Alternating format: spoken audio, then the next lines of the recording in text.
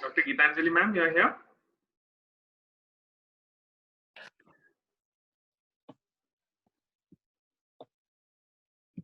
Hello?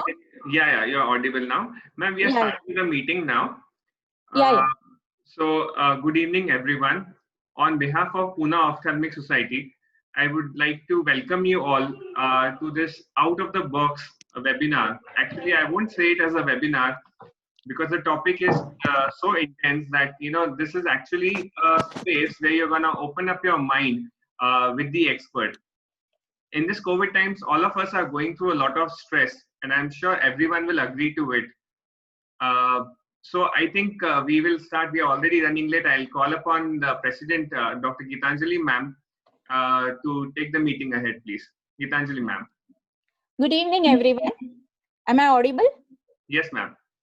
Okay. Good evening, everyone. Yes. Yeah. Welcome, Dr. Dhananjay Chavan. Thank you for joining for today's webinar. In last few days, we all are hearing a lot of depressive news, and we all feel a lot of stress in our mind. We try to keep ourselves calm and composed in front of patients, but inside, within us, there is a lot of stress. So we thought, like scientific way, how can we manage our mental stress? On POS platform, we'll invite an expert. I'm very happy and we are very fortunate to have Dr. Dhananjay Chavan today with us. Dr. Dhananjay is my senior from BJ Medical College. He has done his MBBS and MD Psychiatry from BJ. He has done his fellowship from Lucknow. He is very much interested in mental stress, mindfulness, Vipassana. I think many of our POS members have mentioned on our group that they have taken sessions of Vipassana from him. He has a very amazing CV. He has varied interest. I was very impressed that he is interested in Pali script. That's an ancient Indian script. And he has worked for nearly 10 years in this Pali script. And he has given presentations at University of Berkeley, then other universities in Japan, in Thailand. He has also given his mindfulness workshops to nearly 15 countries. He has written a lot of chapters in various books, and he himself has written a few books. I have read your book on dementia. I think that is in Marathi as well as in Hindi. He has translated some books on Gautam Buddha and Samrat Ashoka. That's really amazing. He is practicing in Pune. He's with Dinanath Mangeshkar Hospital, Birla, and he also does a lot of charity work. But I really appreciate that in this era of COVID, when his parents needed him, he went to Nasik to be with his parents. So he's practicing from there. आपण म्हणतो ना की बोले तैसा चाले, तसं थोडंसं आहे. As a psychiatrist, he felt that he needed more for his parents. So he moved to Nasik for last 4 months and he's practicing from there. That's really amazing, Dr. Dhananjay. I welcome you again and thanks for joining. And I won't take much time because people are more interested in your talk, how to control mental stress. Come on. Over to you, Dr. Dhananjay. Okay, good. So, thank you, POS, and thank you especially Dr. Mukesh, and Dr. Sachin, and Dr. Geetanjali for your kind words.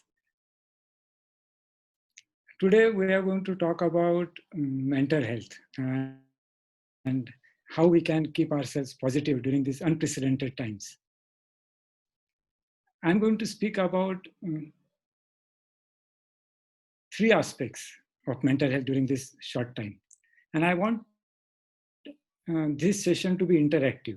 So please don't hesitate to type in your questions. I'm checking the chat session. So please feel free to write your questions and I will try to answer them as I speak to you. The 3 spheres that I identified is, one is mindfulness and how it can help us. Second is universal tips that all mental health professionals from the world, all over the world, give to deal with stress. And third is about the overlap of psychiatry, because we also have to understand that there are some psychiatric issues that crop up when there is more stress. So I will try to deal with all these three issues here. First, we are going to start with mindfulness. Mindfulness is a kind of meditation practice. So many times when I ask my patients, do they exercise? In fact, I ask each one of my patients whether they exercise. And second, I ask whether they have any meditation practice or any spiritual practice. मग त्यातले अनेक जण म्हणतात हो आम्ही meditation करतो. म्हणजे काय करतो? नाही, नुसतं बसतो, काहीच करत नाही. Now, what is mindfulness? And why there is so much interest in mindfulness in recent years? Why there has been so much study? Why every major university, from Oxford to Stanford, from Cambridge to Harvard, has a mindfulness program running in their Department of Psychiatry? So the reason is that it has been found to be effective. Now, all of us are doctors, and as medical students, we would all start our case presentations, if you remember, with patient is conscious, attentive, and oriented. And we would not even think about it. Even today, if you really have to write a whole story, that is something that is a given, without really thinking about what is consciousness and what is attention. This is where mindfulness comes in. Mindfulness is awareness. It's not just awareness that is there spontaneously. It is a training in awareness. So this training aspect is very important. I know that all of you are very busy, but you have spared 1 hour today to listen to me. So all I want you to do now is to give me a 1 month commitment. I don't want 1 extra minute from you in your next 1 month from your daily schedule. तुम्ही महिनाभरच्या तुमच्या routine शेड्यूलमध्ये एक पण मला extra minute देऊ नका. तरी एक commitment मी तुमच्याकडून घेणार आहे की काही मी एक्सरसाइज ज्या सांगेन, ज्याच्यात तुम्हाला कुठलाही एक्स्ट्रा वेळ द्यायचा नाही आहे, त्याच्यापैकी तुम्हाला आवडेल ती, तुम्हाला पटेल ती, what ever you like, you are going to take up and stick to it for next 1 month. And then you will know whether it benefits, because you are not going any extra time to it. There is nothing lost. Those of you who are really interested, and ज्यांना वाटते की नाही मला थोडा वेळ द्यायला पण जमणार आहे, 10 मिनिटं 15 मिनिटं मी देईन, they can give that extra time, but it has to be fixed every day for a month. Okay, so this is where we'll start. Now, what is consciousness? आपल्याला पहिल्या वर्षी हचिसनचं पुस्तक होतं त्यातच होतं, consciousness is awareness of self and environment and our response to it. That is what mindfulness is about. Awareness of self and environment, and more focus on self, because we interact with our environment through our sense doors, ear, eye, nose. You are an ophthalmologist, so this is where we interact with our environment. So mindfulness is awareness of all that happens with us. And what is attention? Attention is ability to focus on one aspect of your experience to the exclusion of others. In fact, जगात जेवढ्या काही ध्यान पद्धती आहेत, जेवढे काही meditations आहेत, ते सगळे अटेन्शन या सदराखाली येतात. सिंपल आहे. कुठलंही मेडिटेशन जगातलं घ्या, कुठलंही ध्यान घ्या, काय करतो? कुठला तरी शब्द असतो, कुठले तरी इमेज असले, कुठली तरी प्रतिमा असते, काहीतरी मंत्र असतो, आणि त्याच्यावर पूर्ण ध्यान एकत्र केलं जातं, केंद्रित केलं जातं, आणि बाकी सगळ्या गोष्टींना दुर्लक्ष करतो. त्याला म्हणतो आपण एकाग्रतेचं ध्यान.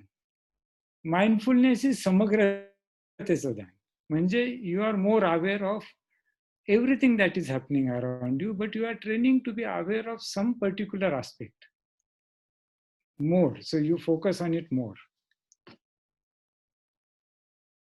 Mindfulness बद्दल किंवा आपल्या ट्रेनिंग बद्दल, आय बिंग अ जेरियाट्रिशियन, मी एक बघतोय की डिमेन्शियाचे मी जेव्हा पेशंट्स बघतो खूप सिनियर, तेव्हा I am amazed at how some of the dementia patients, even when they are at advanced stage of dementia, continue to do some of their work so well because they have trained all their life to do it. त्यांचा तो protocol इतका पक्का आहे की त्याच्यामध्ये त्यांना काही गडबड होत नाही. बाकी ठिकाणी त्यांची बौद्धिक ह्रास इतका झालेला असतो, त्यांच्या कॉग्निटिव्ह फॅकल्टीज इतक्या गेलेल्या असतात, but they retain those faculties for which they have trained for a long time. So I have a scientist who continues to teach his grandson mathematics even when he has early to moderate dementia. I have a lady patient who even in an early to moderate dementia continues to cook the entire meal. So this is something that she has trained. Now, one thing that we don't train ourselves in is recognizing our own emotions, recognizing our own thoughts, recognizing our own actions. And this is where mindfulness comes in. So simple thing. All of you are sitting there in your house. तुम्ही कसे बसले आहात? तुम्ही ताठ बसले आहात का? तुमचं लक्ष कुठे आहे? तुमच्या मनात काहीतरी विचार चाललाय का? तुम्हाला गरम होतंय का? थंडी वाजते का? हा जो स्वतःबद्दलचा अवेअरनेस आहे, हा awareness is the beginning. So first simplest exercise in mindfulness is awareness of posture. आपण जे काय करतो त्याच्याबद्दल सजग असणे. आता पोश्चर म्हणजे मी बसलोय, तर मी ताठ बसलोय का? मी कुठे बसलोय? माझे पाय कुठे आहेत? हात कुठे आहेत? हा awareness of posture is a very simple exercise that we all can do every time we sit down. म्हणायला सोपं आहे, तुम्ही ठरवलं तरी 10 पैकी 9 वेळा तुम्ही विसरून जाल, पण सुरुवात तर होईल. तर हे महत्वाचं आहे की माइंडफुलनेस मध्ये there is a training, there is a persistent effort. Now what it does, it brings your attention to something that is close to you, that is close to your mental state. So awareness of posture is one of the earliest things that you can do. Then there are various other mindfulness practices. And one mindfulness practice, which is commonest, which is common to every spiritual tradition of the world, is awareness of breath. श्वासाचा awareness, श्वासाबद्दल सजगता. हा इतका common आहे. आपल्यापैकी बहुतेक जण योगासनं करतात. प्रत्येक योग शिक्षक जेव्हा योगासनं शिकवतो तेव्हा तो आपल्याला श्वासावर लक्ष ठेवायला शिकवतो. म्हणजे प्राणायाम करत नसलो तरी अगदी योगासनांबरोबर सुद्धा प्रत्येक आसन करताना कधी श्वास घ्यायचा, कधी श्वास सोडायचा, म्हणजे आपला श्वासाचा अवेअरनेस असतोच. हे जे अवेअरनेस ऑफ ब्रेथ माइंडफुलनेस आहे, हा इतका सिंपल टेक्निक आहे आणि जगभरामध्ये अनेक परंपरांमध्ये हजारो वर्ष लोक करतायत. म्हणजे in one way it is the longest running experiment on mental training. Mental training मध्ये मानवी इतिहासातला सगळ्यात लॉंगेस्ट रनिंग एक्सपेरिमेंट म्हणजे श्वासावर लक्ष देणे. किती सोपं आहे. आता आपण सगळे 2-3 मिनिटं फक्त करून बघूयात की आपण बसलोय, स्वतःच्याकडे बघा पहिल्यांदा, पोश्चर ठीक आहे ना? तुम्हाला जसं आवडेल तसं कम्फर्टेबल पोश्चर ठेवा आणि श्वासाकडे बघा. श्वासाकडे बघायचं म्हणजे काय? श्वास येतो आणि जातो त्याची जाणीव ठेवायची. डोळे बंद ठेवा, डोळे उघडे असले तरी चालतील, पण बंद केले तर सुरुवातीला थोडा फायदा होतो, म्हणजे आपलं लक्ष केंद्रित करायला मदत होते. डोळे बंद करायचे आणि श्वास येतोय आणि जातोय, फक्त एवढं बघायचं, काहीच नाही. इथे नाकावर श्वास येतो, आत येतोय, बाहेर जातोय. आत येणारा श्वास हा आत येतोय याची फक्त जाणीव ठेवायची आहे. बाहेर जाणारा श्वास बाहेर जातो याची जाणीव ठेवायची आहे. So understand the incoming breath as in breath and outgoing breath as out breath. That's all.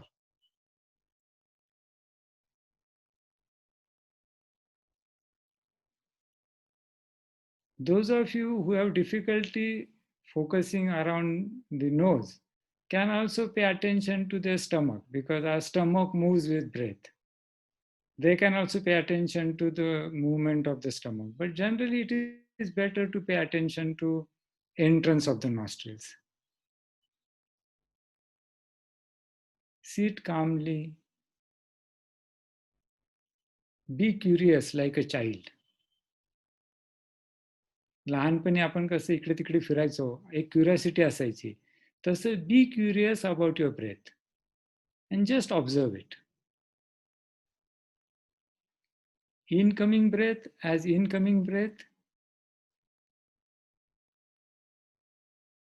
and outgoing breath as outgoing breath.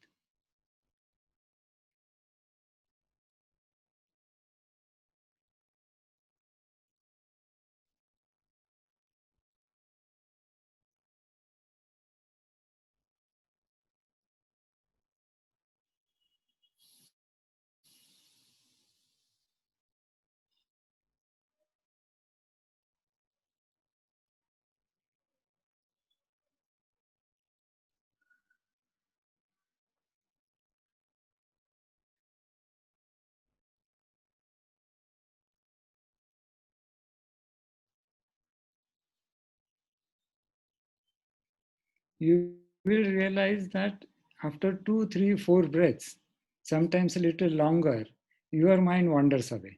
Again, some thoughts come and you lose track of your breath. Don't get upset. It's normal. Be gentle with yourself. Don't be judgmental. Be accepting. Yes, this is how my mind is. It has wandered away. माझं मन भटकलंय, मी आता परत आणतो. एक सोपी सूचना ध्यानाची अशी आहे की मनाशी झटापट करायची नाही. जसं पोहताना सांगतात की पाण्याशी भांडू नको, नाही तर पोहता येणार नाही, तसं ध्यान करताना मनाशी भांडायचं नाही, मनाशी झटापट करायची नाही. शांतपणे परत त्याला श्वासावर घेऊन या.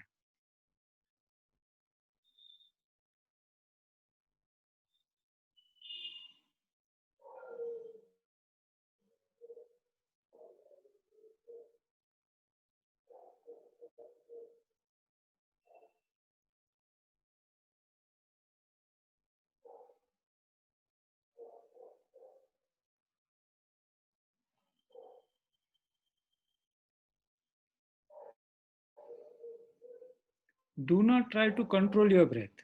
Let it be natural. जसा नैसर्गिक श्वास येतोय, स्वाभाविक येतोय, तसा येऊ दे, तसा जाऊ दे. त्याला बदलायचा प्रयत्न करू नका. आपलं काम फक्त बघणे आहे.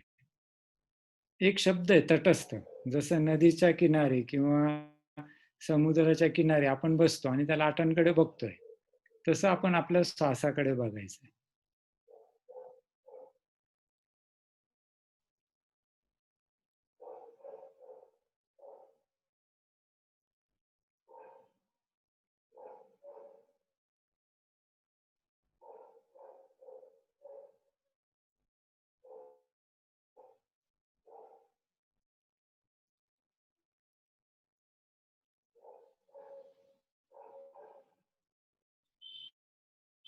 प्रयत्न सोडायचा नाही. मन भरकटलंय आणि भरकटू देतोय आपण, तसं करायचं नाही. भरकटलंय, परत श्वासावर आणायचं. जे कृष्णमूर्ती याला एफर्टलेस एफर्ट म्हणायचे.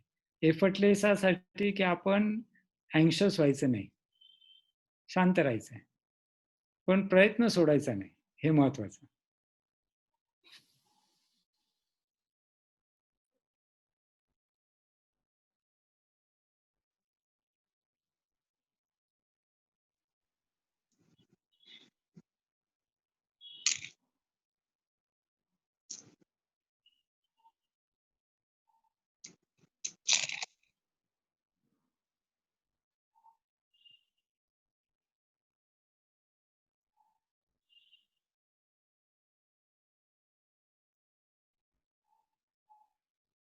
मग श्वास बघता बघता तुमच्या कधी लक्षात येईल की श्वास खोल आहे, हा उथळ आहे, हा दीर्घ आहे, ह्रस्व आहे. This breath is shallow or this breath is deep. Just understand. Do not try to change it. Sometimes you will realize that you are breathing through only one nostril. That also is okay. You are not to interfere with your breath. जे होतं ते बघायचंय फक्त.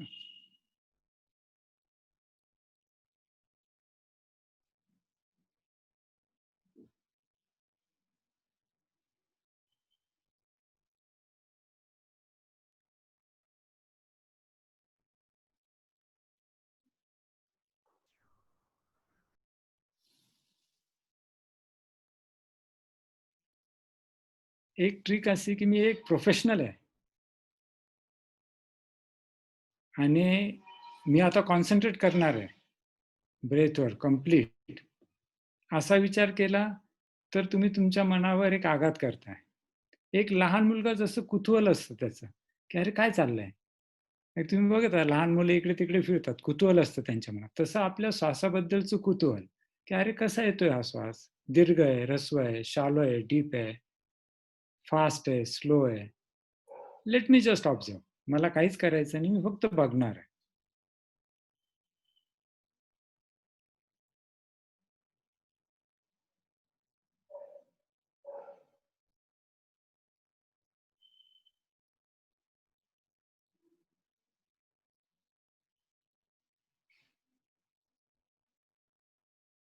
नैसर्गिक normal श्वास आहे तो चालू द्यायचा आहे.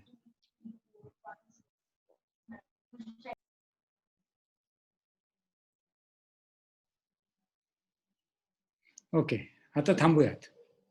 गुड. ह्या 3-4 मिनिटात तुमच्या लक्षात आलं असेल की आपलं मन किती भरकटतंय. पण it is okay, it's normal. हळूहळू प्रयत्नपूर्वक आपण हे शिकणार आहोत. आता श्वासावर लक्ष ठेवायला तुम्ही रोज जर एक 10 मिनिटं वेळ दिला, 15 मिनिटं वेळ दिला आणि एक ठराविक वेळी केलं, ठराविक स्थानी केलं. जनरली जसं आपल्या अभ्यासाची जागा असते, तिथे अभ्यास करतो आपण, क्लिनिकला प्रॅक्टिस करतो. तसं आपलं मेडिटेशन सुद्धा एका ठराविक ठिकाणी, जे शांत स्थान आहे, जिथे ठराविक वेळी केलं तर त्याचा लाभ होईल. पण तसंच करायला हवं हे गरजेचं नाही. आपल्यापैकी प्रत्येक जण जिन्यात चढत असतील. मी आशा करतो की इथे कोणी एलिव्हेटर किंवा लिफ्ट वापरत नाही. जिना चढताना कुठेही क्लिनिकला, घरी श्वासावर लक्ष ठेवायचं. सोपं आहे. त्याच्यासाठी वेगळा वेळ काढायची गरज नाही. तुम्ही कुठे कॅब घेताय किंवा स्वतः ड्राईव्ह करत नसाल, पॅसेंजर असाल, तो वेळ तुम्हाला मिळतोय. तुम्हाला कुठे वाट बघावी लागते. जसं आज समजा मी उशिरा आलो असतो इथे, तर 2, 4, 5 मिनिटं. तर दिवसभरात तुम्हाला जिथे-जिथे वेळ मिळतो, जेव्हा तुम्हाला काम नाही काही, तेव्हा तुम्ही श्वासावर लक्ष ठेवू शकता. अजून एक अत्यंत महत्त्वाच्या ठिकाणी तुम्ही श्वासावर लक्ष ठेवू शकता, म्हणजे तुमच्यापैकी प्रत्येकजण व्यायाम करत असेल. तर व्यायाम करताना जर तुम्ही श्वासावर लक्ष ठेवला, तर तुमचं दोन्ही काम साध्य होतं. तुमचा व्यायामही होतो, एस्पेशली वॉकिंग. वॉकिंग करताना तर श्वासावर लक्ष ठेवणं अत्यंत सोपं आहे. मी जगातल्या जितक्या मठांमध्ये, आश्रमांमध्ये किंवा ध्यान केंद्रांमध्ये गेलोय, तिथे बहुतेक ठिकाणी चंक्रमण स्थळ असतं. म्हणजे जागा असते जिथे तुम्हाला शांतपणे चालता येतं आणि चालता चालता मग सगळे लोक त्यांचं ध्यान करत असतात. तर तुमचं कुठलंही ध्यान प्रणाली असो, तुम्ही श्वासावर लक्ष ठेवत असाल किंवा इतर काही ध्यान करत असाल, ते तुम्ही चालताना करू शकता. म्हणजे आपोआप तुमचं ते वॉकिंग मेडिटेशन होतं. हे झाला पहिला भाग. दुसरा भाग असा की आपण जेव्हा श्वासावर लक्ष देतो, तेव्हा आपल्या मनाकडे पण आपलं लक्ष जातं. मग आपल्याला लक्षात येतं की आपल्या मनात काय विचार चालले आहेत, आपले इमोशन्स काय आहेत, आपण काय करतोय. दुसरं तुम्हाला एक सोपं होमवर्क असं, की दिवसातला कुठला वेळ तुम्हाला सगळ्यात जास्त स्ट्रेसफुल आहे, त्याची फक्त नोंद ठेवायची. 10-15 सेकंदाच्या वर वेळ लागत नाही याला, की अरे आज दुपारी मला हा वेळ स्ट्रेसफुल होता. म्हणजे हे जे सिंहावलोकन आहे, हे सुद्धा महत्वाचं आहे. हा सुद्धा माइंडफुलनेसचा पार्ट आहे, की आपल्याला काय होतंय, आपली मनस्थिती कशी आहे, हे आपण समजून घेणं. दुसरं, दिवसभरामध्ये कधी मी आनंदी होतो. म्हणजे पेशंट्सच्या बाबतीत अगदी मायन्यूटेस्ट क्लिनिकल सायन्स सहज ओळखणारा क्लिनिशियन स्वतःच्या भावनांबद्दल मात्र अनभिज्ञ असतो अनेकदा. कारण ते ट्रेनिंग आपण घेतलेलं नसतं.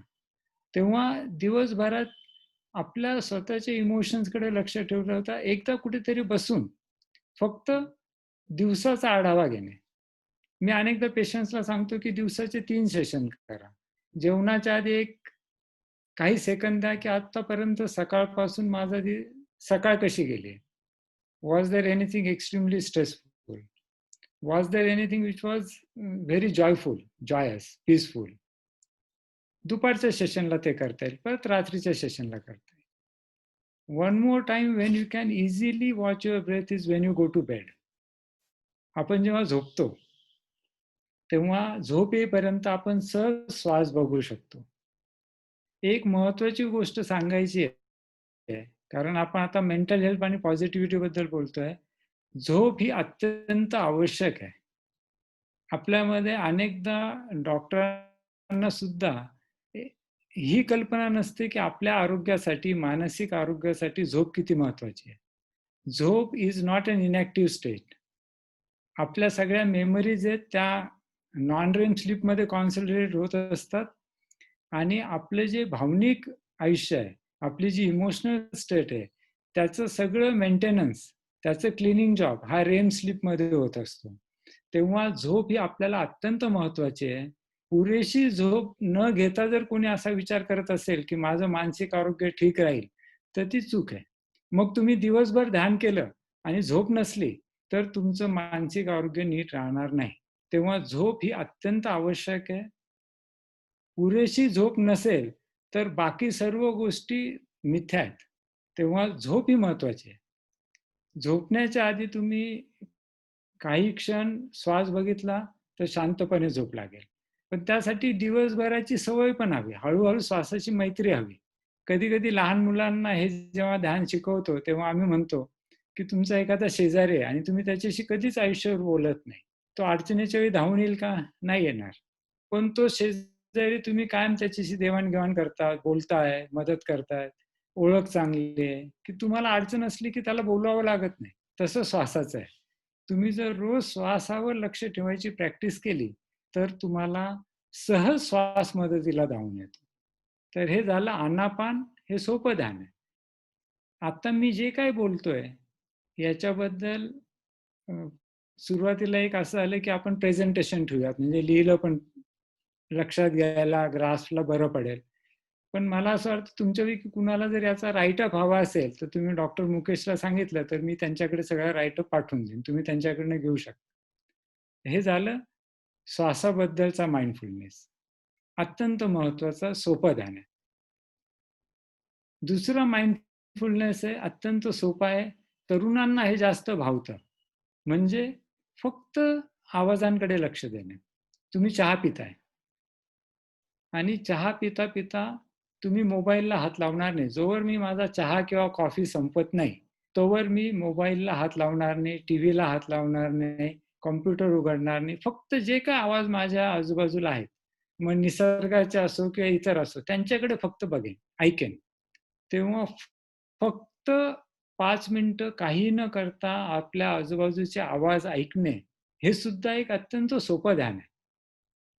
आता ह्या ध्यानाला काही लोक कसं त्याचा उपयोग करून घेतात की काही लोक घंटा असते, म्हणजे एक तिबेटन ट्रेडिशन मध्ये तो अनेक जण आपल्याकडे लेह लडाखला गेले की एक तांब्याचं पात्र घेऊन येतं आणि एक त्याच्याबरोबर पेसल असतं वुडन, त्याला की त्याचा आवाज येतो आणि त्याकडे लक्ष देतो. पण ते करायची गरज नाही. अगदी शहरात सुद्धा सकाळ संध्याकाळ पक्ष्यांची किलबिल छान ऐकायला येते. आपल्यापैकी किती जण शांतपणे त्या पक्ष्यांची किलबिल ऐकता? फार क्वचित. तेव्हा 2-4 मिनिटं आपण काम करत असताना, जेवत असताना, चहा पित असताना प्रयत्नपूर्वक फक्त आवाजांकडे लक्ष देणे हा एक माइंडफुलनेस आहे. आणि त्याने तुम्ही प्रचंड रिलॅक्स व्हाल.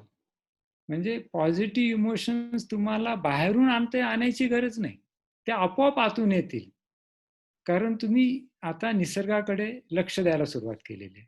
इतकी सोपी गोष्ट आहे. जो काही आवाज आपल्या बाजूला होतोय त्याच्याकडे लक्ष द्यायचं.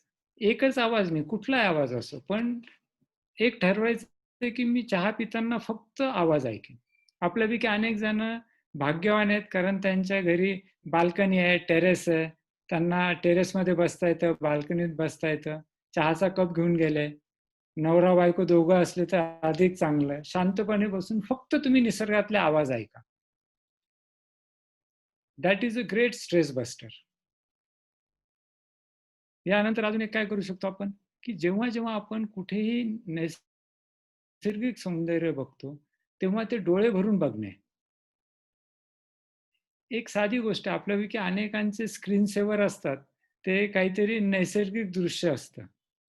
आणि मध्ये मी एक प्रयोग केला, तरुण मुलं माझ्याकडे जे येतात, की तुझ्या स्क्रीन सेव्हरला तू पूर्ण निरखून कधी पाहिलंय का? पण इतकं सुंदर चित्र असतं. कुणीतरी छान फोटोग्राफरने केलेलं असतं, पण आपण त्याच्याकडे सुद्धा पूर्ण निरखून बघत नाही. आपल्याकडे घरात फुलं असतात, झाडं असतात, घरात गार्डन असतं, छोटी कुंडी असेल, तर आपल्याकडे घराबाहेर जिथे जिथे आपला निसर्गाशी संपर्क येतो, तिथे तिथे थांबून खोल श्वास घेऊन प्रयत्नपूर्वक, जाणीवपूर्वक आपण अभ्यास करतोय तसं त्याच्याकडे बघितलं, तेही एक सोपं ध्यान आहे. That is also mindfulness. That is mindfulness of sites. जसं माइंडफुलनेस ऑफ साऊंड्स आहे, माइंडफुलनेस ऑफ ब्रेथ आहे. माइंडफुलनेस म्हणजे awareness of any experience that you have. पण तो सतत हवा, प्रयत्नपूर्वक हवा. मी बसलोय आणि आपोआप होईल तसं होत नाही. तेव्हा mindfulness is a training, and that is why in the beginning I said you have to give 1 month. Don't give any extra time, but you have to do it every day. Whatever तुम्ही चहाचा cup पिताना मी फक्त त्या कपाकडे, चहाच्या चवीकडे त्याचा आस्वाद घेईन. That is also mindfulness. एक सिंपल गोष्ट अजून करता येईल, पण करायला अवघड आहे, प्रयत्न करता येतो. अंघोळ करताना फक्त स्वतःकडे लक्ष द्यायचं, की पाणी कसं आहे, थंड आहे, गरम आहे, मी ते एन्जॉय करतो. त्यानंतर मी स्वतःला ड्राय करतो, मग कपडे घालतो. या काळाला का आपल्याला वेगळा काही वेळ काढायची गरज नाही. पण आपण त्या काळामध्ये आपण जर स्वतः आठवून पाहिलं, की आज सकाळी मी अंघोळीला जायला निघालो आणि बाहेर आलो, तोवर माझं स्वतःकडे लक्ष होतं का? बऱ्याच वेळा नसतं. आपल्या डोक्यात काहीतरी विचारचक्र चालू असतं आणि आपण त्यात वाहवत जात असतो. पण याचा अर्थ असा नाही, की तुम्ही उद्यापासून प्रयत्न केला, की तुमचं आपोआप कॉन्सन्ट्रेट होईल. तसं होणार नाही. तुम्ही अनेकदा विसरून जाल. माइंडफुलनेसमध्ये ॲक्सेप्टन्स, की माझं लक्ष नाहीये, इज अ सक्सेस. की मला लक्ष ठेवायचं आहे, पण मी भरकटतंय माझं ध्यान. मला माइंडफुल राहायचंय, अवेअर राहायचंय, सजग राहायचंय, पण मी राहू शकत नाही. ती माइंडफुलनेस मधली उपलब्धी आहे. That is a success. की नाही, माझं मन भरकटलंय, आता मी लक्ष दिलं नाही, मग आपोआप लक्ष लागतं. एक प्रश्न आलाय, की जेव्हा आपण ध्यान करतो रोज, त्याने झोप कमी होते का?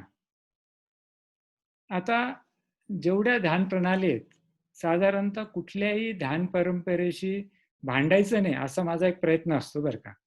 पण एका गोष्टी मात्र मी काय मांडत असतो, कारण काही ध्यान प्रणालींचं असं म्हणणं असतं, की झोप गरजेचीच नाहीये. अजिबात चुकीचं आहे. मी इथे जे काय बोलणार आहे, त्याला सायंटिफिक एव्हिडन्स असेल तेवढंच बोलणार आहे. झोप अत्यंत आवश्यक आहे.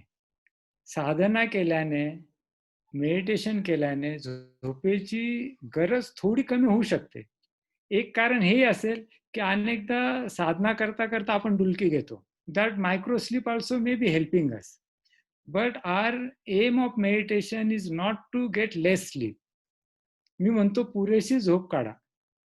पुरेशी झोप काढा म्हणजे तुमचा परफॉर्मन्स चांगला राहील, तुमची मेमरी चांगली राहील. मी जेव्हा जेव्हा सर्जनशी बोलतो, तुम्ही सगळे सर्जन्स आहात, तेव्हा सांगतो, की माझं जर एखादी सर्जरी असेल, तर मी सर्जनला पहिला प्रश्न विचारेल, काल रात्री व्यवस्थित झोपलाय ना? तर बाबा ऑपरेट कर. कारण it impairs our performance, impairs our concentration. Sleep is an absolute must for our mental health. Let it be very, very clear to all of you. Sleep is not an inactive state. Sleep is an active state where various brain processes are at work and they are trying to do different things. जसं आपल्या memories ले down सगळ्या झोपेत होतात, जागेपणी होत नाही. आपल्यापैकी जर कुणाची फक्त ड्रीम स्लीप आपण डिस्टर्ब केली 2-3 दिवस, तर तिसऱ्या चौथ्या दिवशी त्याला सायकोटिक एपिसोड येईल. इतकी ड्रीम स्लीप आपल्या इमोशनसाठी महत्वाची आहे. तेव्हा आता प्रश्न जो आला होता, की झोप कमी होईल का? That should not be R M. झोप कमी झाली तर चांगली गोष्ट आहे, होईल आपोआप. काही लोकांना एक प्रश्न असा आहे, की झोपेच्या आधी माझा खूप थॉट्स येतात, मग ते कमी कसे करायचे? आणि झोपेच्या आधी मग मला चांगली झोप लागण्यासाठी काय करायचं? तर एक महत्त्वाची गोष्ट अशी, की तुम्ही झोपेच्या आधी काहीतरी एक रुटीन ठेवा, एक रिच्युअल ठेवा. जसं माझं एक रुटीन सांगतो मी. मी भांडी धुतो, किचनचा ओटा साफ करतो, मग ब्रश करतो, मग रात्री शॉवर घ्यायची मला सवय, शॉवर घेतो. That has become my routine for the night. आणि मग माझा ब्रेन तसा ॲडजस्ट होतो. That is how I prepare myself for sleep. तेव्हा प्रत्येकाने काहीतरी नाईट टाईम रिच्युअल ठेवावे, एक काम पीसफुल. रात्री उशिरा झोपेच्या आधी ज्यांना झोप यायला त्रास होत असेल, त्यांनी झोपेच्या आधी अर्धा एक तास इलेक्ट्रॉनिक स्क्रीन बंद करावे. ऑडिबलवर किंवा अनेक ऑडिओ लेक्चर्स असतात, ते ऐका, म्युझिक ऐका, काहीतरी छोटी मोठी कामं करा घरातली. पण जेव्हा आपण स्क्रीन एक्सपोज करतो आपल्याला, तेव्हा आपली झोप डिस्टर्ब होते. आता आपण परत पुढच्या भागाकडे येऊया. हा माइंडफुलनेसचा जो भाग आहे, हा अत्यंत महत्त्वाचा आहे. मी तुम्हाला थोडक्यात फक्त माइंडफुलनेसचे प्रिन्सिपल सांगितले. माइंडफुलनेस म्हणजे कॉन्शियसनेस अँड अटेन्शन. तुम्ही जे काय करता त्याबद्दल सजग राहणे. मग एक सोपं उदाहरण, जसं आता मी सांगितलं, की आपण किचनचा ओटा पुसतोय किंवा मी डिशेस वॉश करतोय किंवा मी कपड्यांच्या घड्या करतोय. ते करताना माझं पूर्ण लक्ष त्या गोष्टीमध्येच असणं is mindfulness. So I am mindful of whatever I am doing. आणि जेव्हा जेव्हा तुम्ही असं काम करत नाही की ज्याला कॉन्सन्ट्रेशन हवं, say you are operating, you are driving, रस्ता क्रॉस करताय, तेव्हा तुम्ही त्याच्याकडे लक्ष द्या. पण जेव्हा जेव्हा तुम्ही लिजर ऍक्टिव्हिटी करताय, बागेत फिरताय, घरातलं काय काम करताय, तेव्हा तुम्ही तुमचं सगळं लक्ष त्या ऍक्टिव्हिटीकडे देऊन अवेअरनेस मेंटेन ठेवू शकता. त्यामुळे mindfulness is a very simple technique. Mindfulness especially आनापानबद्दल सिम्पल राईटअप ज्यांना माहीत हवा असेल त्यांना मी पाठवून देईन. हा झाला पहिला भाग. आता दुसरा भाग जो डॉक्टर मुकेश आणि डॉक्टर सचिन आणि डॉक्टर गीतांजली म्हणत होते, की we are going through unprecedented times and there is a lot of stress. Now how do I deal with this stress? Now, what are the experts all over the world are saying about dealing with pandemic stress? आता हे जे principles आहेत, हे फक्त पॅन्डेमिकच्या दरम्यानचे नाही आहेत, पण पॅन्डेमिकमध्ये ते जास्त महत्वाचे आहेत. याला मी कधी कधी पंचसूत्री म्हणतो, किंवा यम जसे 5 यम असतात, 5 नियम असतात, 5 सील असतात, किंवा 5 पिलर्स असतात तसं. तर पहिलं प्रिन्सिपल आपला स्ट्रेस कमी करायचं म्हणजे रुटीन. या काळामध्ये आपल्यापैकी अनेकांचं रुटीन डिस्टर्ब झालंय, कारण क्लिनिकच्या वेळा कमी झाल्या आहेत, बदलल्या आहेत, काहींना क्लिनिक काही काळ बंद ठेवावं लागलं. जनरली माझ्या कुठल्या अँझायटी किंवा डिप्रेशनच्या पेशंटला, अनलेस इज एक्स्ट्रीमली सुसायडल, मी काम बंद करायला सांगत नाही. Continue to work. आपण काम जेव्हा चालू ठेवतो तेव्हा आपल्या दिवसाला एक स्ट्रक्चर असतं, तेव्हा रुटीन हे फार महत्वाचं आहे. Follow routine. काहीतरी दिवसाला टाइम टेबल लावं. दिवसातल्या 5-6 गोष्टी तरी ठराविक वेळी केल्या की तुमचा स्ट्रेस कमी होणार. आपण खूप वेळा काय करतो, स्ट्रेस आलाय म्हणून मग मी आज अंघोळ उशिरा करेन, जेवण उशिरा करेन, किंवा मग दुसरं काहीतरी काम नंतर करेन. तुमच्या दिवसातल्या काहीतरी ऍक्टिव्हिटी त्याच वेळी करणं हे सगळ्यात महत्वाचं आहे. तेव्हा स्ट्रेसला डील करण्यासाठी ह्या कॉमन सेन्स प्रॅक्टिकल बाबी आहेत. पहिली गोष्ट म्हणजे रुटीन सोडायचं नाही. You must stick to your routine. Second, ह्या ज्या रुटीनमध्ये आपण ज्या ज्या काही कामं करतो, काहींना ते नॅचरल असतं. काही लोक नॅचरली अगदी नियमबद्ध असतात, त्यांचं वेळापत्रक फॉलो करतात. पण काही लोक माझ्यासारखे असतील की ज्यांना दिवसाचं रुटीन सांभाळणं अवघड जातं. मग अशा लोकांना मी सांगतो की सगळ्यात महत्वाची गोष्ट काय आहे, की सकाळी उठण्याची वेळ बदलायची नाही. Getting up at the same time every day is a very good stress buster. ती बदलायची नाही. मग तुम्ही झोपेची वेळ तुमच्या हातात नसते, कधी कधी कधी मिटिंगला गेला, कुठे काय काम असलं, पण उठण्याची वेळ बदलायची नाही. रात्री झोप झालेली नसेल तर दुपारी तुम्ही थोडी झोप घेऊ शकता, पण सकाळी उठण्याची वेळ बदलायची नाही. हा एक महत्वाची गोष्ट आहे. दुसरा जो पिलर आहे तो हा की आपल्याला यावेळी जो काही स्ट्रेस येतो, एस्पेशली आपण अनेकदा या पॅन्डेमिकमध्ये एकमेकांबरोबर इतका वेळ कधीच घालवलेला नाही. आपल्या प्रिय व्यक्तीबरोबर सुद्धा 24 तास थांबणं सोपं नसतं. त्यामुळे आपण काही काळ मौनाचा ठेवू शकतो, की दिवसातले हे 3 तास 4 तास आपण बोलणार नाही. जसं माझं एक एल्डरली कपल आहे, आजच त्यांच्याशी सकाळी बोललो. त्यांचा नियम आहे, ते पहाटे लवकर उठतात, 9:30 पर्यंत ते एकमेकांशी बोलतच नाही. मग त्यानंतर त्यांचं काय काम सुरू होतं.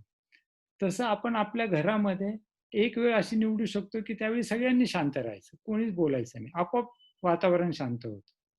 दुसरी एक गोष्ट आपण करू शकतो म्हणजे जो कॉन्फ्लिक्टचा एरिया असतो, जो स्ट्रेसफुल एरिया असतो, आपल्यापैकी कुणाला प्रॅक्टिसचा स्ट्रेस असेल, कुणाला इकॉनॉमिक स्ट्रेस असेल, कुणाला रिलेशनशिपचा स्ट्रेस असेल, तर त्याला एक वेळ द्यायची, विंडो द्यायची आणि त्यावेळी बसून चर्चा करायची.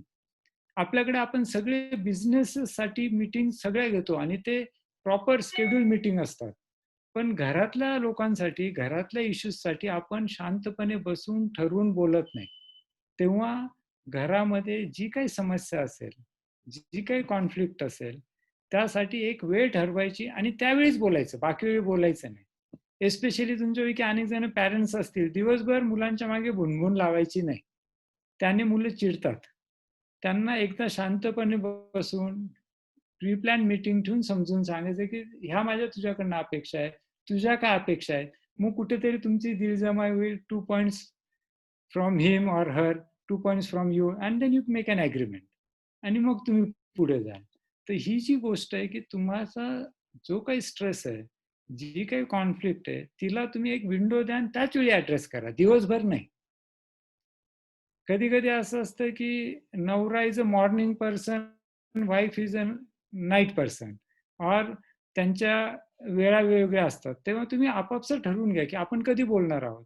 साधारणतः चहाची वेळ ठरवली की यावेळी आपण 10 मिनिटात ही चर्चा संपवू. दिलेल्या वेळेत चर्चा संपवा. खूप त्याचा काथ्याकूट करू नका. एक 15-20 मिनिटात जर काही पॉझिटिव्ह सोल्युशन येत नसेल तर सोडून द्या. Talk about solution, not about the problem. जेव्हा जेव्हा तुम्ही चर्चा करता, प्रॉब्लेमची चर्चा जास्त आणि सोल्युशनची चर्चा कमी असेल, तर it is a counter productive discussion. Talk about problem and also talk about solution and focus more on solution. That is very important. यानंतरचा सगळ्यात मोठा stress buster, which many of us fail to understand, is exercise. किती महत्वाचे आहे की गेल्या 10 वर्षामध्ये mental हेल्थमध्ये आणि डिमेन्शिया प्रिव्हेन्शनमध्ये आपल्यापैकी बहुतेक जण 90 वर्षापर्यंत जगणार आहेत, given our socio economic strata. तेव्हा one of the challenges we have is to keep our brain healthy. आपण एक 20 वर्षापूर्वी जेव्हा मी मेडिकल कॉलेजला होतो, 30 वर्षापूर्वी, तेव्हा महत्वाची गोष्ट काय होती, टू कीप हार्ट हेल्दी. आता हार्टबद्दल बऱ्यापैकी जागरूकता आलेली आहे. So one challenge is to keep brain healthy. याच्यात एक सगळ्यात सोपा मंत्र हा आहे आणि फार हेल्पफुल आहे. निसर्गाची आपल्यावर कृपा आहे की what ever is good for your brain is good for your heart, what ever is good for your heart is good for your brain. आणि त्यामुळे exercise is one of the best thing that you can do for your mental health. तुमच्यापैकी जे जे जण रोज व्यायाम करत असतील, अभिनंदन, चालू ठेवा. मध्ये वर्ल्ड हेल्थ ऑर्गनायझेशनने काही गाईडलाईन्स इश्यू केल्या, लॅन्सेटने पण गाईडलाईन्स इश्यू केल्या की कशाला किती एव्हिडन्स आहे टू प्रिव्हेंट डिमेन्शिया. आणि सगळ्यात जास्त कन्सिस्टंट गोष्ट जी प्रिव्हेन्शन ऑफ डिमेन्शियामध्ये का लक्षात येते ती म्हणजे फिजिकल एक्सरसाइज. तेव्हा शारीरिक व्यायाम सोडायचा नाही. शारीरिक व्यायाम अत्यंत महत्वाचा आहे. याच्याबरोबर एक ट्रिक आहे. प्रत्येक वेळी आपण जिम मध्ये जातो तेवढा शारीरिक व्यायाम नाहीये, आपण घरातलीही कामं करू शकतो. तेव्हा पुढची महत्वाची गोष्ट, आपलं मानसिक आरोग्य चांगलं ठेवण्यासाठी घरातली कामं करा. तुमच्यापैकी अनेकांना आश्चर्य वाटेल, माझ्या प्रिस्क्रिप्शनवर माझा पहिला आयटम कधी कधी असतो की घरातली कामे करणे, डू हाऊस होल्ड चोर्स. एक रिसर्च असं सांगतो की जी मुलं घरातली कामं करतात, they end up having a better quality of life as when they grow up. तेव्हा घरातली कामं अत्यंत महत्वाची. इथे जे पुरुष आहेत त्यांना माझा आधी विशेष सांगणं आहे की घरातली कामं अत्यंत महत्वाची आहे. दुसरी महत्वाची गोष्ट की घरातली ही सगळी कामं is an opportunity for meditation. जसं आता मी आनापान करतो, विपश्यना करतो, बसून ध्यान करतो, पण माझं favourite meditation is washing dishes. बाकी मला आनापान करताना माझा स्ट्रेस नाहीसा झाला की नाही हे कधी होईल कधी नाही होईल, पण it is one meditation which I enjoy every single time every day. तेव्हा घरातली जी काही कामं तुम्ही कराल, मग ते सफाईचं काम असो, लॉन्ड्री असो, डिशेस असो, काही असू देत, तेव्हा घरगुती कामं करणं हे ऍक्टिव्ह राहण्यासाठी अत्यंत महत्वाचं आहे. Very important. Doctor Sanjay Patil म्हणतात की चहा करायला शिकतायत, त्यांना माझं सांगणं आहे की त्यांनी चहा बरोबर डिशेस पण धुवाव्या, कधी कधी फरशी पण झाडावी, पुसावी, त्याने त्यांची हेल्थ अजून चांगली होणार आहे. त्यांनी आता चॅट बॉक्समध्ये टाकलंय. So very important that we continue to do our household work. Very very important. घरातली कामं हे आपल्याला एक ऑपॉर्च्युनिटी फॉर मेडिटेशन. आणि त्यानंतर महत्वाची गोष्ट म्हणजे कंटिन्यू युअर हॉबीज. ह्या गोष्टी जर आपण केल्या तर आपल्याला आपली मेंटल हेल्थ पॉझिटिव्ह ठेवायला मदत होते. याला एक दोन पूरक गोष्टी पण आहेत. कुठल्या पूरक गोष्टी आहेत? एक गोष्ट अशी की ग्रॅटिट्यूड. आपल्यापैकी दिवसातला कुठला तरी क्षण आपण असा ठरवला की मी फक्त मागे बघीन आणि कुठल्या कुठल्या गोष्टींची मला मदत झाली आहे. कधी कधी आपल्याला एखादी व्यक्ती भेटते आणि म्हणते की मला आयुष्यात कोणीच काय मदत केली नाही. मग मी त्या व्यक्तीला सांगतो की सकाळी उठल्यापासून काय काय झालंय. तुम्ही उठलात आणि लाईट लावला, लाईट लागला, तुम्ही नळ उघडला, पाणी आलं, तुमचं प्लंबिंग चांगलं काम करतंय, ड्रेनेज चांगलं काम करतंय, तेव्हा हे सगळ्या ज्या ऍक्टिव्हिटी होत आहेत या सगळ्या ऍक्टिव्हिटीला कोणीतरी काम करतंय. म्हणजे पर्सनली तुम्हाला केलेली मदत तर असतेच. तेव्हा gratitude is a very good way of developing positive mindset. मी अनेक वृद्धांना ग्रॅटिट्यूड डायरी बनवायला सांगतो की आयुष्यातला कुठला तरी एक, मी पहिल्या वर्षाला होतो बीजे मेडिकलला, किंवा मी हॉस्टेलला होतो, किंवा मी हॉस्टेलला असताना आजारी पडलो होतो आणि त्यावेळी कोणी कोणी मदत केली. तर तुम्ही फक्त आपल्याला जी जी लोकांनी मदत केली ती आठवली तरी आपली मेंटल हेल्थ पॉझिटिव्ह व्हायला सुरुवात होते. त्यानंतरची दुसरी गोष्ट की any help that we give to other people, any kind of help, that also gives us joy and that also makes us happy. आणि तिसरं एक अत्यंत महत्वाची गोष्ट जी आहे ती म्हणजे फॉरगिव्हनेस.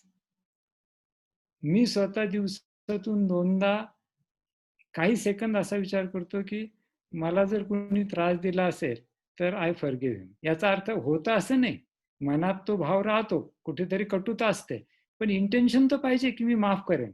जर इंटेन्शनच नसलं तर कटुता जाईल कशी? तुमचं इंटेन्शन असलं तर थोडी तर कमी होईल.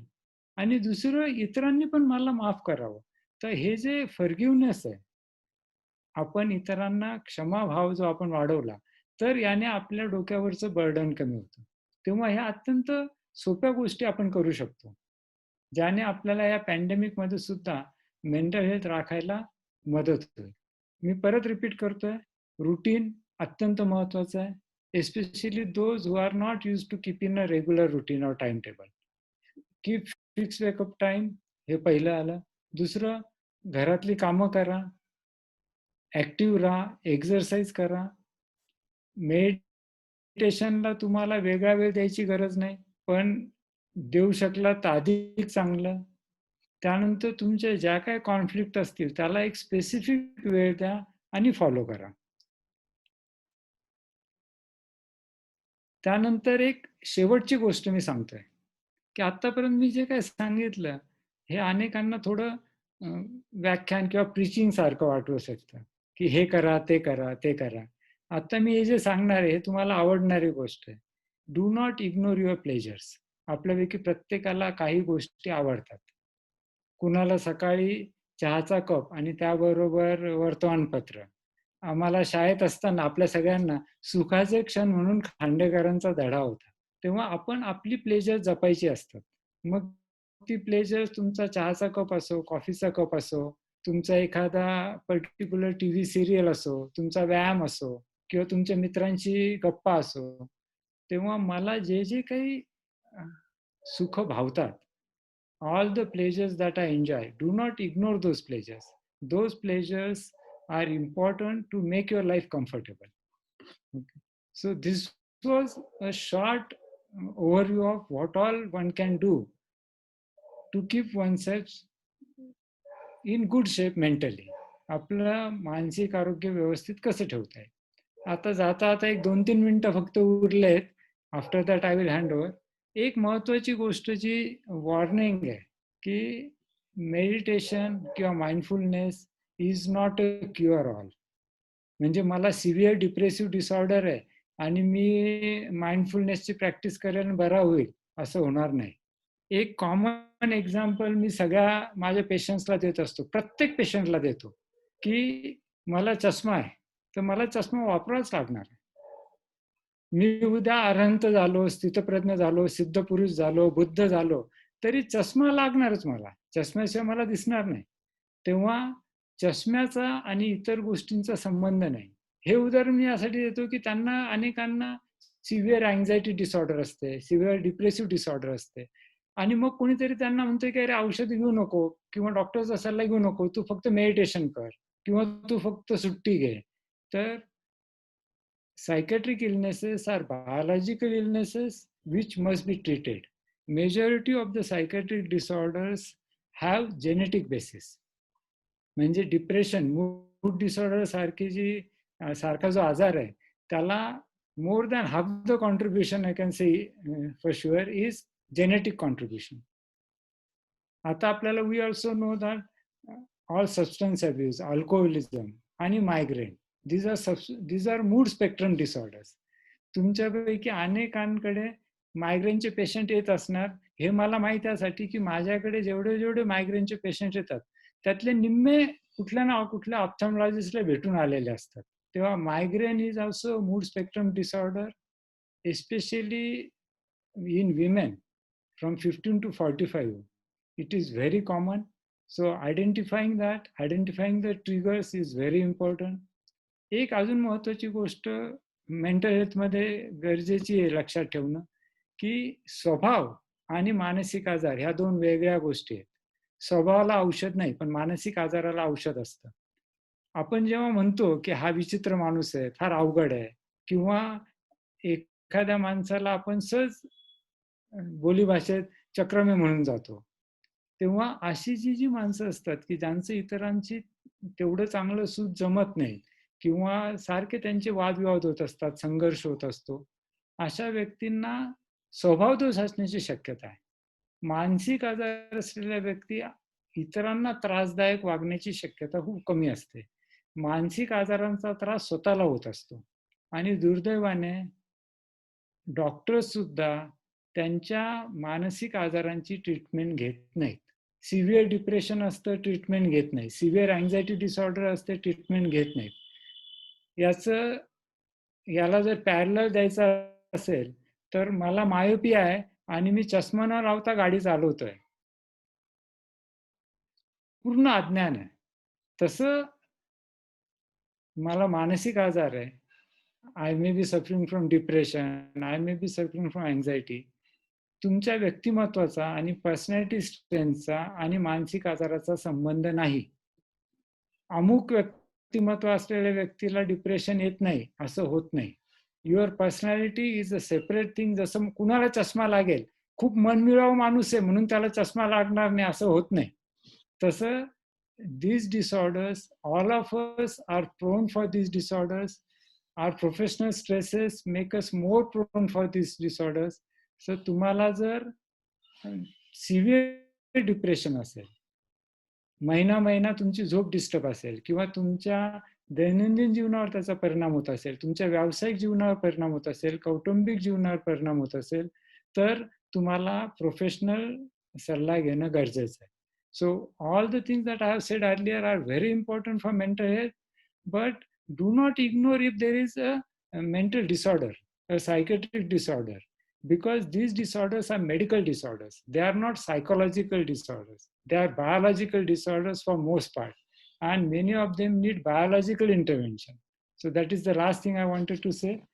Thank you very much. I think I have finished in time. And there have been some questions here, and I have tried to answer them. Thank you. Back to Dr. Geetanjali. Hi, Dr. Mukesh. If there are any questions, please go ahead. Yes, there is one question from Dr. Monica.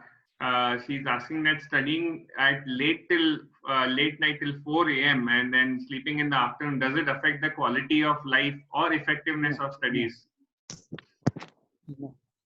You should know whether you are a morning person or a night person. Some people have biphasic sleep. So what happens is they sleep 6 hours in the night, 2 hours, 1 hour in the afternoon. If they can follow that easily, is good. So there is nothing like this time is good and this time is not good, as long as it is regular. Shift work is very dangerous. Shift work is not good for mental health. So you can study till late at night, no problem, as long as you are getting your sleep. But if you are studying till late at night, getting at 11, and then your exam is at 8, then there is a problem, because now you are used to that sleep cycle. So make sure that your sleep cycle is not too different. I know that you are probably asking about your child, but it should not be so different that there is a problem with the examination time. But as long as the child is sleeping 7-8 hours a day, in fact, there is a study which shows, and this is a very well controlled study, that children who sleep more have better academic performance, or the other way, people with better academic performance sleep more. And this is seen all over the world. So let your child have enough sleep. सकाळी पहाटे त्याला जबरदस्ती उठू नका. Teenagers generally tend to sleep late and get up late. That is natural. That is brain development at that stage. So teenagers, in fact, just allowing them that extra sleep in the morning is going to improve their performance. Okay. Dr. Abhay Patil यांचा प्रश्न आहे, what is the importance of same time and place for meditation? Okay. शिस्त माझ्यासारखा माणूस असतो तर ती शिस्तीसाठी महत्वाचं आहे. So that you are prepared. Look, as I said, there are many of us who are naturally disciplined people. For them, it does not matter because they are naturally, but somebody like me who is not naturally disciplined, I need to make a few things fixed in the day so that माझ्या दिवसाच्या तंबूला काहीतरी 4 खांब पाहिजे, माझी building जी आहे. Otherwise, what happens is our structure has no support. So it's like an RCC framework that a building needs. Our day also needs a structure. Sir आमचे senior member doctor Madhusudan Zawal sir आहे, ते विचारत आहे की तुमचं opinion काय सहज राजयोग ब्रह्मकुमारीचा त्यांच्यात तुमचं काय ओपिनियन आहे? नाही, ऍक्च्युली मी ते ध्यान केलेलं नाही, पण माझे यांच्यासाठी नाही, कुठलाही पेशंट माझ्याकडे आला किंवा मित्र आला आणि विचारलं, मी म्हणतो की तुम्हाला हवं ते ध्यान करा, हवं ते आध्यात्मिक प्रणाली करा. 2 गोष्टी फक्त मी सांगतो. Is it harming your health? तुमच्या आरोग्याकडे दुर्लक्ष होत नाही ना? आणि दुसरं, is there any economic exploitation? If these 2 things are not there, if you are not losing money there, and if your health, medical health is not affected, please follow whatever you are doing. Brahmakumari ध्यान मी स्वतः प्रत्यक्ष केलेलं नाही. I know many people who do it. And Rajयोग, actually Rajयोग in a way is more mental training. जसं आपल्याकडे एक पद्धत आहे कर्मयोग, राजयोग. तो आता मी तुम्हाला जे आनापान शिकवलं, the Anapan can be put under the heading of Rajयोग. So Rajयोग is good. Personally, I like Rajयोग. Dr. Sachin sir? Yes, sir. One question. Personality, can you change basic personality traits like impatience? Impatience you can change if you are mindful. Many times आपल्या प्रत्येकाने observe केलंय, पेशंटवर न चिडणारा माणूस घरी आलो की नवऱ्यावर किंवा बायकोवर चिडचिड करतो. का? तर because there we are training ourselves to be nice and polite.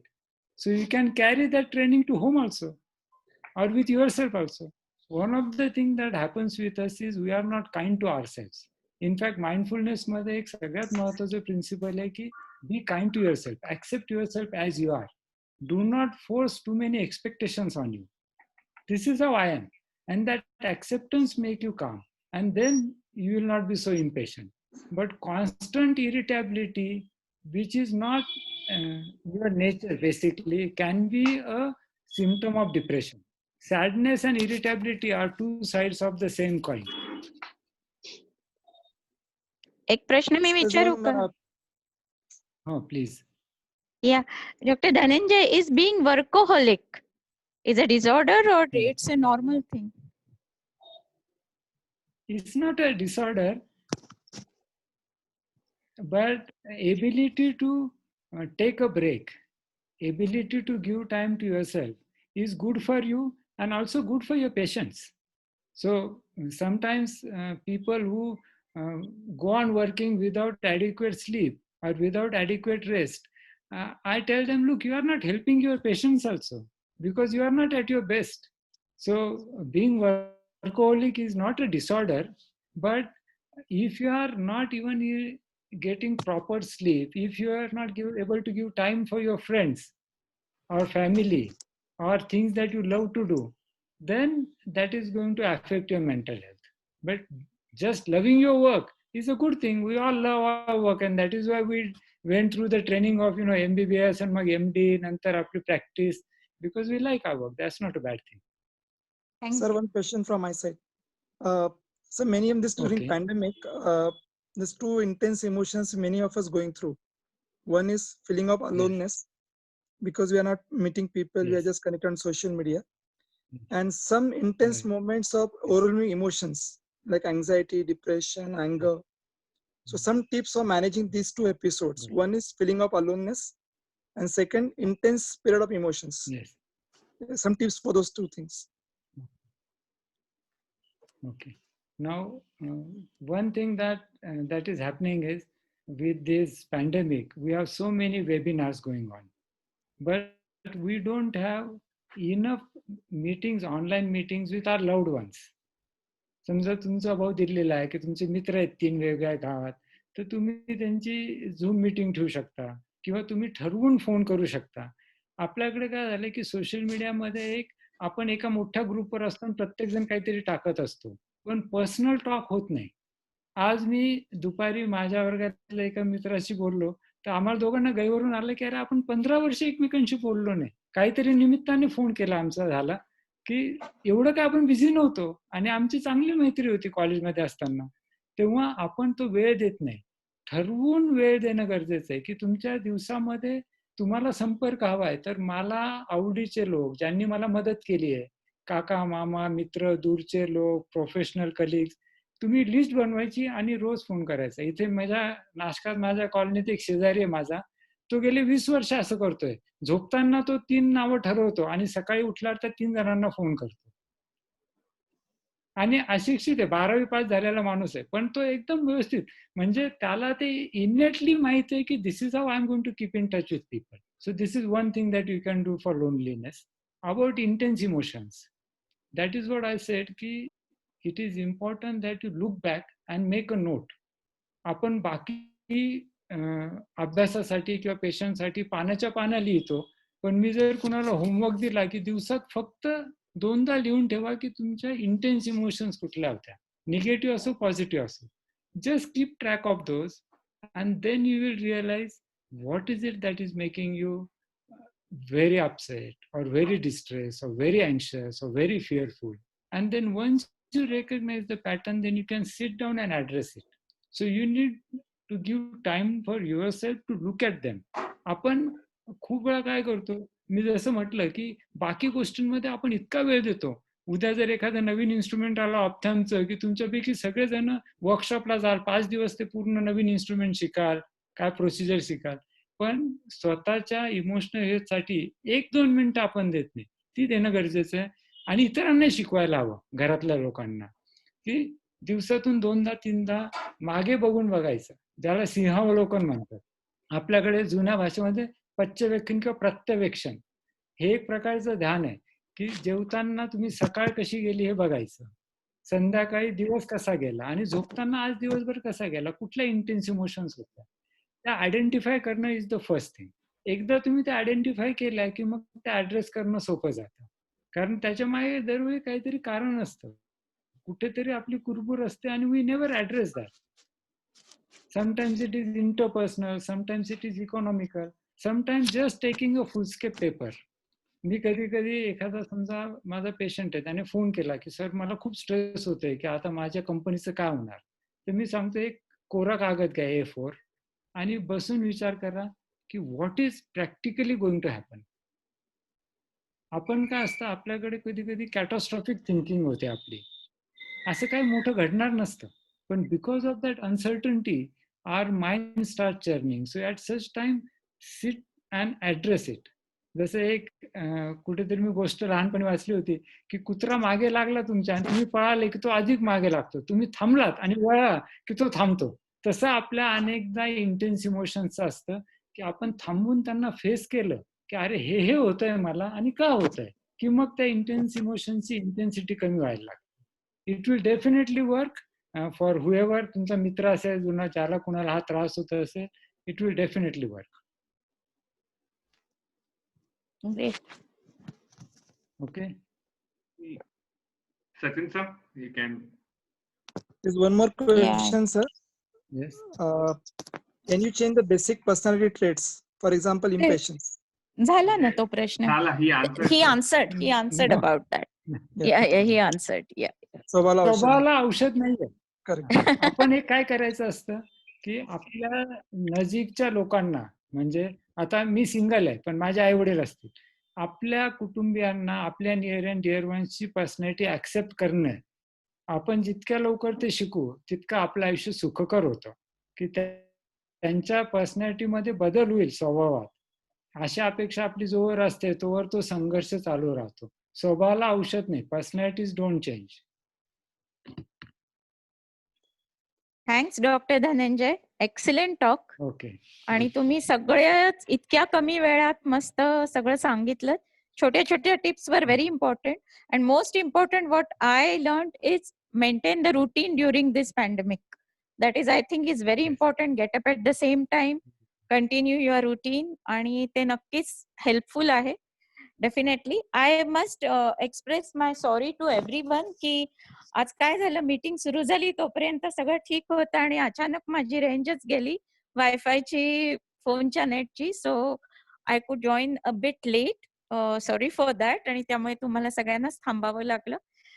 Sincere sorry for that. पण doctor Dhananjay, because of your talk I think everyone was enjoyed. आणि आता सगळेजण मला वाटतं इंट्रोस्पेक्ट करायला लागतील की आपलं कुठे काय चुकतंय का, काय नेमकं बिनसतंय. आपलं मन जरा आपण पारखून बघूया. मी नेहमी म्हणते की थोडंसं आत डोकावून बघूया स्वतःत, तर बऱ्याच गोष्टींचा उलगडा होऊन जातो लगेच. An excellent talk. Now I request Dr. Sachin to say a few words. Yeah. Excellent talk, sir. I loved it. Especially the way you talked about effortless effort for mindfulness.